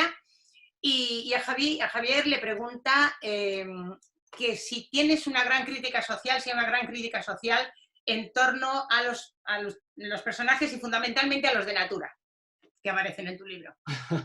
Bueno, pues, gracias al lector, porque se nota que ya ha empezado a leer o se está leyendo la novela. Solo se me ocurre decir que los Natura, el pueblo de los Natura, para mí, bueno, sobre todo los tres personajes principales, ¿no? Son personajes absolutamente hilarantes, con los que disfruté muchísimo escribiendo de ellos. Ahí sí que alcancé yo creo que gran parte del sarcasmo y parte con lo que, bueno, pues expresé muchas cosas. Y quiero contar una anécdota porque yo tenía muchas ganas de escribir, de terminar mi novela. Llevaba años deseando encontrar tiempo, pero no lo tenía. No tenía tiempo por mi vida profesional y mi mujer, que es muy comprensiva, y mis hijos me dejaron tener una semana de asueto y me hice un retiro espiritual de una semana. Que, por cierto, Cris, me gustaría ahora que me digas, porque tuve el placer de estar una semana solo escribiendo. O sea, me levantaba a las 8 de la mañana, bajaba a desayunar, a comer y a cenar, y solo estaba yo solo con mi Natura. Entonces, claro, escribía a un ritmo de casi 15 folios diarios, 15, 20 folios diarios, cuando, claro, en mi vida profesional eso era imposible. Entonces, los Natura tengo muy buenos recuerdos de ellos porque estuvieron conmigo durante una semana y fueron los únicos personajes con los que estuve una semana. Entonces, creo que para mí fueron, y creo que quedaron muy bien. No sé si quieres decir algo, pero son tres personajes muy potentes. Totalmente cervantinos ellos. Son muy potentes, yo creo, quedaron muy, muy bien. El grupo de la revista cultural de Las Tablas, a todos os pregunta, pero bueno, fundamentalmente a ti, Javier, ¿en qué lugar y en qué momento se desarrolla la historia? Bueno, yo pretendí, quizá también un poco esa influencia cervantina, ¿no? Que sea, pues quizá en un lugar de cuyo nombre no quiero acordarme. He intentado que sea una novela no espacial, no temporal, es decir, no he querido decir en qué sitio exacto está el pueblo, ¿vale? Y tampoco he querido decir en qué sitio, en qué momento del tiempo está, ¿no? He querido dejarlo también al lector quien lo imagine. Es verdad que ha dado muchas pistas y, bueno, pues Ángel, el protagonista, es de Madrid, ¿no? Vive en Madrid, aunque veranea en un pueblo. Y también es verdad que doy muchos datos que hacen ver que estamos hablando de la sociedad contemporánea, pero no he querido ubicarlo, ni espacialmente ni temporalmente. Hay otra pregunta del grupo de la Sierra Norte Local que dice, Javier, buenas tardes, queríamos preguntarte, ¿la obsesión casi enfermiza que tú tienes por el Quijote, crees que se ha reflejado en la novela? Realmente creo que de esto ya hemos hablado. Bueno, creo que Cristina lo ha dicho ya mucho. Sí quiero decir que es verdad que soy un friki además del Quijote, lo reconozco, pero bueno, yo soy un friki del Quijote y otros coleccionan coches pequeñitos o botellitas, yo colecciono Quijote. Pues sí, posiblemente como ha dicho Cris, también influenciado en mi escritura, ¿no? Hay otro Pedro Alonso nos pregunta, os da la enhorabuena a todos y te dice, ¿qué te inspira a escribir? Yo creo que eso lo hemos contestado, lo habéis contestado casi los tres. Y hay otra pregunta, yo en la que como moderadora no me la quiero saltar porque quiero ser absolutamente objetiva y sincera, pero te preguntan que qué opinas sobre la situación política de nuestro país. Me parece que no es motivo de esta tertulia y la verdad es que tampoco tenemos tiempo. Bueno, la he leído y si me permites un segundo, no voy a entrar al trapo directo, pero sí que quería, porque lo he leído, se está refiriendo a un pasaje muy bonito en el que el protagonista, Ángel, en una de sus subidas a la montaña para construir su cabaña, se encuentra con un anciano de 90 y tantos años, que es Alfonso Valverde. Entonces le ve que está sentado con una mirada perdida en el horizonte, entonces se interesa por qué le pasa y le pregunta por el nombre del río que hay abajo en el valle, ¿no? Entonces Alfonso le responde que se llama el Río de las Batallas y que se llama así porque estaban hartos, tenían tanto dolor con la guerra civil y tanto sufrimiento que se inventaron el Río de las Batallas, donde se retaban unos vecinos a otros durante la semana, hacían tartas y dulces, y en el fin de semana se los tiraban unos a otros para endulzarse porque estaban hartos de matarse unos a otros, ¿no? Y digo esto porque no voy a responder exactamente a lo que pregunta el lector, pero sí quiero decir que a mí me preocupa un poco frivolizar con un tema tan grave y tan importante en nuestro país como fue algo tan terrible, muchas veces sin conocimiento de causa. Veo mucho dogmatismo en la gente a hablar porque ha leído un artículo, porque le han contado, ¿no? A mí me gusta más aprender de una prima mía, en Mangirón, de la Sierra, ¿no? Que tiene 93 años y que la vivió y que sabe cuál es su dolor, lo que se pasó, ¿no? Entonces, hay mucha gente que toca de oído y en un tema tan serio que pasó en nuestro país, me parece que ni un bando ni otro. Lo que hay que hacer de verdad es, como en la transición, seguir, enterrar ni un bando ni otro, no hablar de este tema porque es muy desagradable y solo la gente que lo ha vivido, como mi prima de 103 años, sabe realmente lo que se sintió. Por lo tanto, creo que hablar frívolamente a mí es lo que más me preocupa de todo. No voy a hablar de la situación política, voy a hablar de eso. De acuerdo, Javier, gracias. Cris, ¿tú si quieres decir algo? Por favor, Cris, si quieres decir algo. No, de la situación política no. Valentín Martínez pregunta que cuál es la mayor aportación de la novela a la literatura actual desde vuestro punto de vista, pero creo que también se ha tratado. Si te parece, Cris, si eres muy breve, en tu opinión, la novela de Javier, ¿cuál es la aportación que hace a la literatura actual? Pues prácticamente lo has contado, pero sintetiza. Es una perogrullada, pero la aportación que hace es precisamente que es la visión de Javier. Yo difiero un poco respecto a lo que comentaba hace un momento Miguel, de que lo más importante era tener una buena historia. Yo creo que la historia en sí no es lo más importante, es el enfoque que le da el escritor a esa historia, desde qué punto de vista la cuenta, desde qué visión de mundo, con qué estilo, con qué rasgos, con qué construye, con qué materiales. Y, por supuesto, la aportación de la novela de Javier es que es Javier, mirando el mundo y expresando lo que siente. No hay ninguna que se le parezca. Esta va para ti, Javier, es de Marta. Te da la enhorabuena y te dice que la literatura inteligente o inteligencia lectora activa de la que hablas se esconde en la relación del protagonista con Reyes. Uf, pues me encanta esa pregunta porque esto que es una de las cosas que he intentado, ¿vale? Es verdad que algunos lectores cero me decían que para ellos no era importante. Voy a intentar explicar lo que intenté hacer, ¿no?, en la novela. Yo creo que efectivamente lo que dice el lector sí se esconde en la relación, ese flirteo que tiene Ángel Tocado con Reyes.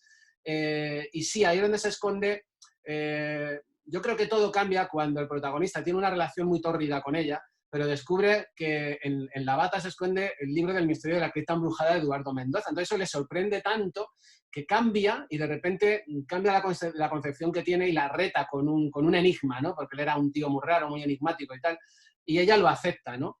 Y ahí es donde yo he intentado hacer una aportación pequeñita, que es la de vincular la literatura con la realidad. Es decir, hay lectores que me han dicho, Javier, no lo necesito, ni lo quiero, ni me interesa. Chapó. pero que sepa que a quien le interese, en ese lenguaje enigmático entre los dos autores, se esconde la posibilidad de que verifique en la realidad si está el misterio o no está el misterio. Nada más. Bueno, hay dos mensajes de chat que no te hacen ninguna pregunta. Una es de tu hermano, que te felicita. Gracias, hermano. Una, evidentemente, te voy a leer completo, que es: soy tu madre desde Mangirón. Muchas felicidades y mucha suerte, hijo. De todos los chats es el más importante. Gracias, mamá, gracias, mamá. Yo, Sibeli, bueno, si me permites, hay uno que además es que ahí sí que quiero que Cris opine porque me ayudó mucho. Dime. No sé, la verdad es que no sé si es que porque no reconozco su nombre, no sé si me conoce o no me conoce, o si ha leído el libro, lo ha leído con mucha atención, porque dice que si me influyó la obra de San Manuel Bueno Mártir de Unamuno. Sí. Es muy curioso, porque claro, al principio no le conozco, la verdad, pero... La primera de las personas, Carmen Rodríguez, te vuelve a hablar, te vuelve a preguntar. Yo creo que se está refiriendo a una cosa que debatí mucho con Cristina, que es a la importancia de los nombres. Unamuno, es verdad, porque a mí me gustó mucho aquello que hace Unamuno, San Manuel Bueno Mártir, utiliza nombres muy poderosos como, recuerdo, Manuel, Lázaro, Ángela, para intentar transmitir muchas cosas. Para mí los nombres tienen mucha importancia. Pero es verdad que Cristina me incitó, o me hizo reflexionar mucho, y entonces los he suavizado. Es verdad que en la novela, para mí el nombre es muy importante, y sin duda yo quiero transmitir algo. Otra cosa es que al lector le diga lo que yo quiero o no, eso me da igual. Pero Cris me desafió un poco a suavizarlos. No sé si quieres decir algo, Cristina, sobre esto, pero es verdad. Quien haya ese comentario es fantástico porque sí que, en cierta manera, lo hice porque a mí aquella obra me impactó de Unamuno, sí.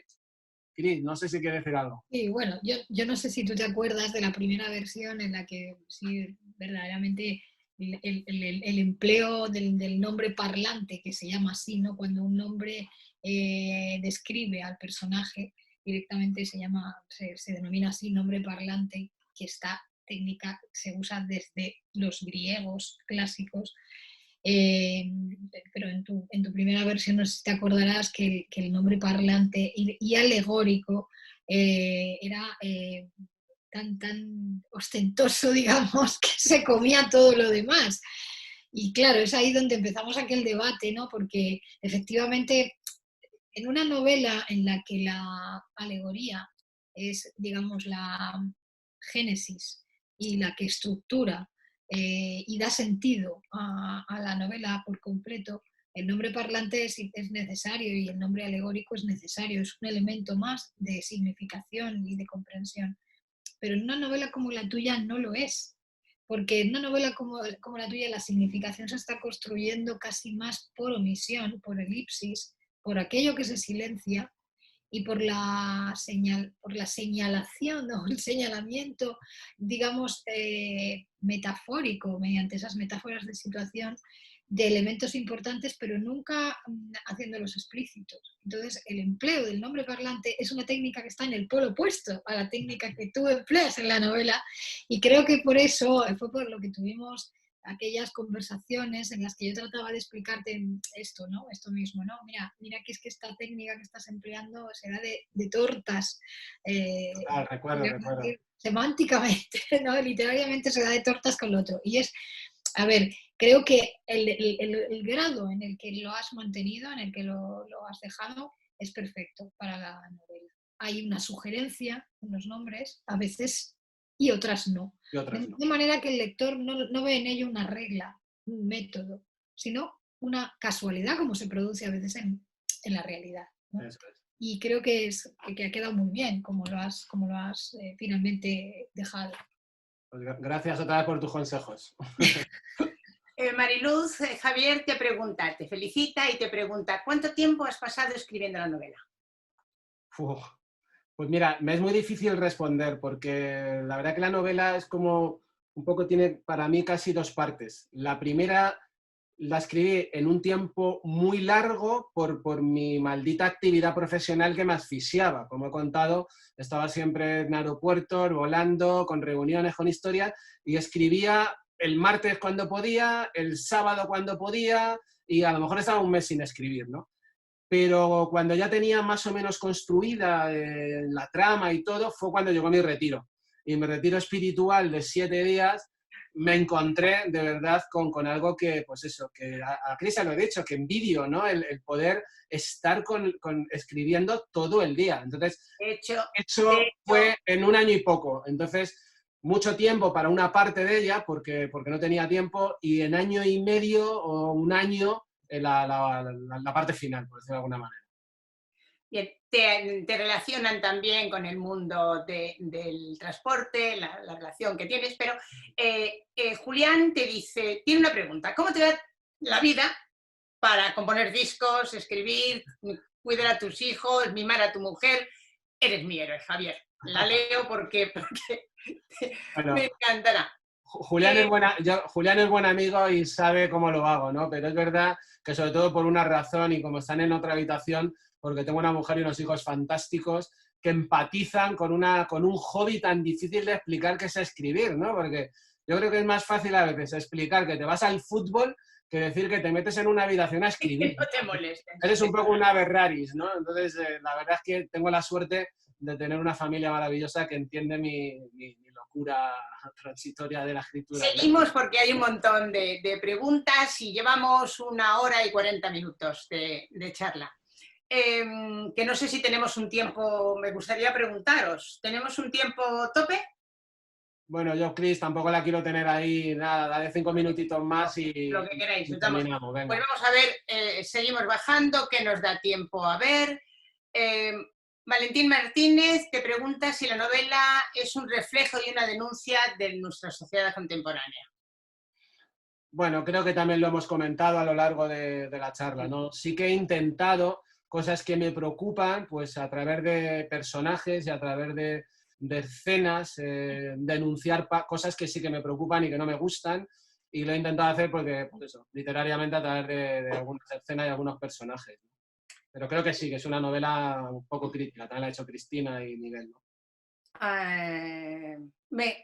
Hay muchos WhatsApps también contestando a nuestras preguntas, han acertado todos, la verdad. Y voy a ver si encuentro alguna otra, porque si no, en un par de preguntas más, Javier, si te parece, Paloma y Coffee te preguntan si tienes ya en mente una segunda parte o nos sorprenderás con un nuevo estilo de novela.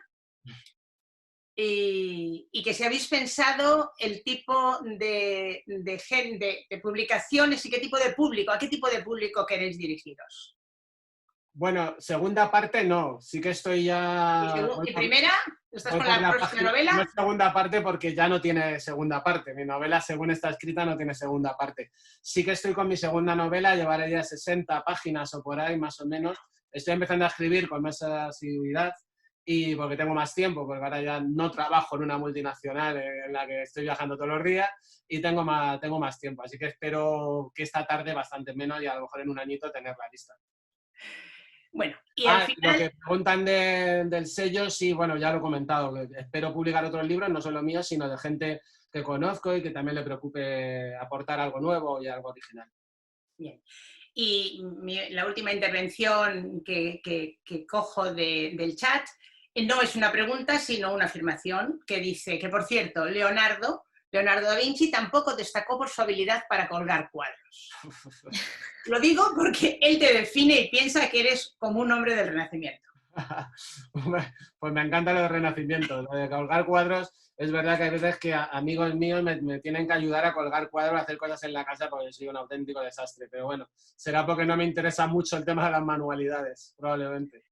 Por mi parte, Javier, agradecerte tu presencia, agradecer la presencia de Cristina y de Miguel, aunque se nos haya ido hace 10 minutos, y simplemente, informar que tenemos las respuestas, como se pueden ver en el chat, acertadas todas, evidentemente todos los que han contestado conocen y han leído El Quijote, y simplemente, Javier, dejarte el cierre de esta tertulia, de esta intervención para ti. Bueno, pues bueno, antes de hacer el cierre, sí que José, al técnico, decirle que por favor aguanta hasta el final para coger los nombres de los que han acertado porque veo que no han puesto su correo electrónico, entonces que están a tiempo de pasar los correos electrónicos, porque si no va a ser difícil contactar con ellos. Algunos conozco, pero otros no. Por eso sería positivo que lo hagan. Y nada, pues agradecerte, Sibeli, tu día, que te tengo ahí presentando el acto. Es un placer. Que me ha encantado. Y bueno, Miguel, que ahora está súper solicitado, pues agradecerle, aunque ya no esté con nosotros, pues su tiempo. Y a Cristina, pues doblemente. A Cris por estar aquí, por hacerla estar una tarde de sábado, aunque me consta que no hay muchas más alternativas que hacer, pero por estar aquí conmigo. Y a mí al revés, casi me gustaría que fuera ella quien cerrara. Y se lo quiero hacer doblemente por eso, por esto, y porque, aunque la pasión de escribir creo que me viene innata, pero ella me ha enseñado muchísimas cosas y la estoy eternamente agradecido. Una que no he dicho ni ha dicho ella. Yo mi novela empecé a escribirla en tercera persona y llevaba 60 páginas. Y ella casi me obligó a cambiarla a primera persona. Claro, como todo autor se enfada siempre, ¿no? Porque lo uno que hace y tal... Y me tuve que volver a empezar, tirar las 60 páginas y empezarla, y siempre estaré agradecido. Así que, Cris, doblemente gracias. Y cierra tú, porfa, el evento. Bueno, yo la verdad tengo que decir que tengo muchos alumnos que me odian y me quieren. Así. ¿No? Soy consciente de que aprender, el aprendizaje tiene estas cosas, porque yo creo que todos los artistas estamos siempre en el camino del aprendizaje, y estarás de acuerdo conmigo, porque ahora que empiezas la segunda novela te darás cuenta, seguramente te estás dando cuenta de cuánto más sabes y de cuán poco sabes todavía, y eso pasa en la segunda, pasa en la tercera, en la cuarta, en la 10ª, en la 20, pasa siempre. Yo creo que lo más importante para escribir lo tienes, y es el deseo. Tú tienes un deseo enorme de escribir, y eso es lo que define y diferencia a un escritor grande, o un escritor serio, a un escritor de verdad, de la gente que simplemente podríamos decir que publica. O sea, para mí es muy importante esto, porque además no dejo de hablar de ello pues con mis alumnos, en las clases, en las entrevistas, en todas partes. El escritor escribe, y publicar es una cosa que viene luego, y vender libros o dedicarse a ello o poder pagar la hipoteca con los libros, eso es otra cosa. Pero pasa en la escritura como puede pasar en la música, o como podría pasar en la papiroflexia o en cualquier otra disciplina que uno acometa con deseo, no profesionalmente, porque lo que es profesional necesariamente es siempre pasional, ¿vale? Tú eres un escritor porque deseas. O sea, cuando te pones a escribir, lo que te mueve es el deseo. El deseo de contar una historia, el deseo de construir un personaje, el deseo de criticar algo, el deseo de hacer una floritura estilística, o el deseo de emular una cosa que viste en una película hace 35 años y que se te quedó grabada, ¿sabes? Y lo harías escribiendo, y si no pudieras escribir, lo harías con plastilina, lo harías con qué sé yo, pues con papel, lo harías con lo que fuera. Eres un escritor, y yo creo que a mí es una de las cosas que me gusta de esta vertiente de mi profesión, que es enseñar, que es cuando me encuentro con alguien que es un escritor, porque tiene ese deseo y porque tiene ese veneno. Y yo puedo inocularle cositas y veo como ¡pum! O sea, como en una probeta se transforman en algo, y a mí eso me parece muy inusual y valiosísimo. Entonces, para mí, ahora mismo lo más importante, y te diría yo desde fuera, que tienes por hacer es seguir escribiendo con la misma pasión y el mismo deseo. Pues muchas gracias, Cris. Y muchas gracias, Sibeli, por estar ahí. José, al técnico te lo digo, cierra ya todo, me quedo contigo para ver el tema de los chats y poder dar el regalo. Buenas tardes y gracias a todos. Gracias. Gracias.